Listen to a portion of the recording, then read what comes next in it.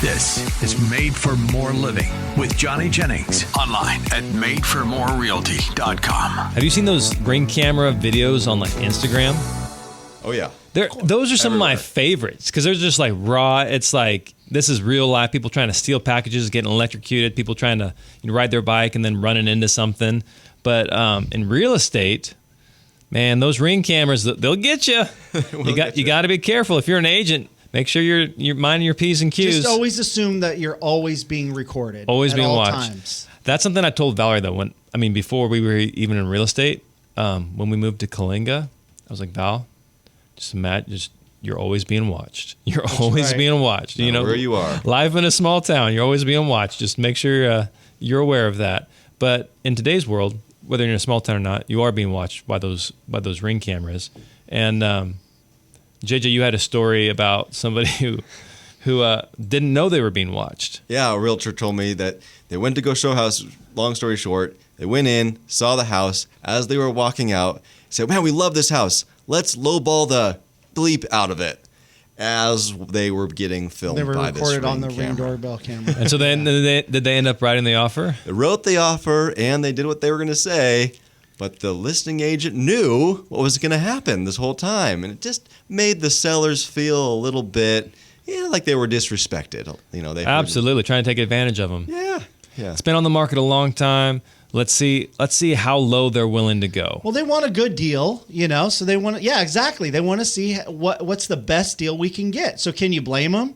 I mean, obviously you want to have those conversations with your agent once you've left the home, at least until you get in the dang car. Holy cow. But that actually shows, how eager they were. But did they finally get the home? Yeah, you know what happened? They did not get that house. The seller felt disrespected and said, "I don't want to work with these people. I don't want those people sleeping in my house." Yeah, living. That is a good point. You got to be careful. You do have to be careful. I mean, here's the thing: is that's that home seller's house. Like, depending on the situation, maybe they built it, maybe they designed it, maybe they may have had kids there, raised kids there.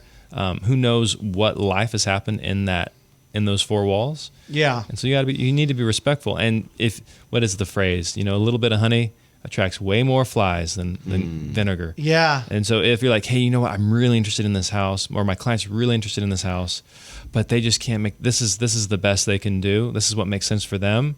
That comes across way better than, hey, let's try and take advantage of these people. Because you've seen many times where a seller accepts an offer that's not the best as far as the highest amount. Yeah. But they like their story, or they just connect with that buyer, and sometimes that's more important. Yep, the story. I mean, unfortunately, because I think I come at it from a numbers perspective, whereas sometimes the home sellers, they want the numbers, but sometimes they can be swayed out of the numbers into the emotional story. So, but you're right. Sometimes those stories will sell the house, but not if you're like trash talking them in the Ring camera. Oh man, they should totally post that video. Though. Right? That would be a good one. That would be great. Yeah. We'll look for that. See if you can get it. That'd be hilarious. I'd like to get my hands on that. Yeah.